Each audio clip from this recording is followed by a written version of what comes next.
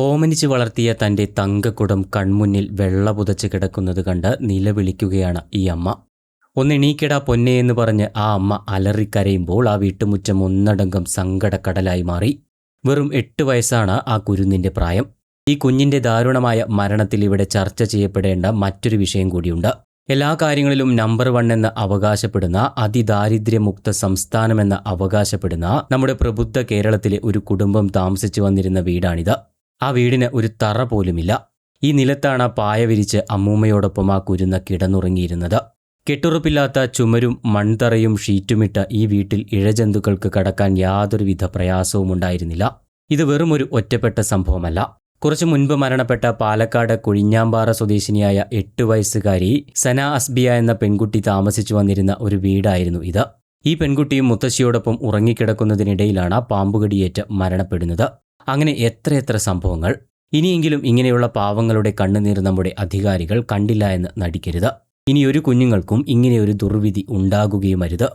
അതിനെല്ലാം പുറമെ 8 വയസ്സുകാരൻ പാമ്പുകടിയേറ്റ് മരണപ്പെട്ട ഈ സംഭവത്തിൽ ആശുപത്രിയിൽ നിന്നും കൃത്യമായ ചികിത്സ ലഭിച്ചില്ല എന്ന ആരോപണവുമായി കുട്ടിയുടെ ബന്ധുക്കൾ രംഗത്ത് വന്നിരിക്കുകയാണ്. കുട്ടിയെ ആദ്യം ചിറയൻകീഴ് താലൂക്ക് ആശുപത്രിയിലേക്കാണ് കൊണ്ടുപോയത്. എന്നാൽ അവിടെ നിന്നും ആന്റിവെനം കുത്തിവെപ്പ് നൽകിയില്ല.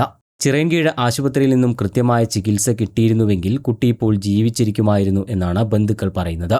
ആശുപത്രിയിൽ എത്തിച്ച കുട്ടിക്ക് പ്രാഥമിക ചികിത്സ പോലും നൽകാതെ തങ്ങളെ പരിഹസിക്കുകയാണ് ചെയ്തത് എന്ന ആരോപണവും ബന്ധുക്കൾ ഉന്നയിക്കുന്നു. കാലിലെന്തോ കടിച്ചുവെന്ന് പറഞ്ഞ് ആശുപത്രിയിൽ എത്തിയപ്പോൾ മൂങ്ങയാണോ കടിച്ചതെന്ന് ചോദിച്ച് ജീവനക്കാർ തമാശ പറയുകയായിരുന്നുവെന്നും വിഷയം വളരെ നിസ്സാരമായി കണ്ടുവെന്നും പിതാവ് പറയുന്നു. കൂടാതെ ആശുപത്രിയിൽ ഡ്യൂട്ടിയിലുണ്ടായിരുന്ന ഡോക്ടർ കുട്ടിയെ ഒന്ന് തൊട്ടുനോക്കുക പോലും ചെയ്തില്ല. ഒരു നേഴ്സ് മാത്രമാണ് കുട്ടിയെ പരിശോധിക്കാൻ തയ്യാറായത് എന്നും കുട്ടിയുടെ പിതാവായ ദിലീപ് പറയുന്നു. ശ്വാസമെടുക്കാൻ പോലും ബുദ്ധിമുട്ടുകയാണെന്ന് കുട്ടി കരഞ്ഞു പറഞ്ഞിട്ടും ഡോക്ടർമാർ നോക്കി നിൽക്കുകയായിരുന്നു. 10 മിനിറ്റോളം അവിടെ ചിലവഴിച്ചുവെങ്കിലും ആന്റിവെനവും മറ്റു മരുന്നുകളും നൽകാൻ തയ്യാറാകാതെ ആംബുലൻസിൽ കയറ്റിവിടാനാണ് അധികൃതർ നിർദ്ദേശിച്ചത്. തുടർന്ന് തിരുവനന്തപുരം മെഡിക്കൽ കോളേജിൽ എത്തിക്കുന്നതിന് മുൻപേ തന്നെ കുട്ടി മരണപ്പെടുകയായിരുന്നു. ഇന്ന് പുലർച്ചെ 2:30യോടെയാണ് വീടിനുള്ളിൽ ഉറങ്ങിക്കിടക്കുകയായിരുന്ന 2ാം ക്ലാസ്സുകാരൻ ദിക്ഷലിന് പാമ്പുകടിയേൽക്കുന്നത്. അഴൂർ മൂലേൽ വീട്ടിൽ ദിലീപ് അനു ദമ്പതികളുടെ മൂത്ത മകനാണ് ദിക്ഷൽ.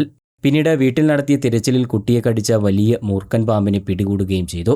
ആശുപത്രി അധികൃതരുടെ ഭാഗത്തുനിന്നുമുണ്ടായ ഗുരുതരമായ അനാസ്ഥയ്ക്കെതിരെ നിയമ നടപടി സ്വീകരിക്കാനാണ് കുടുംബത്തിന്റെ തീരുമാനം.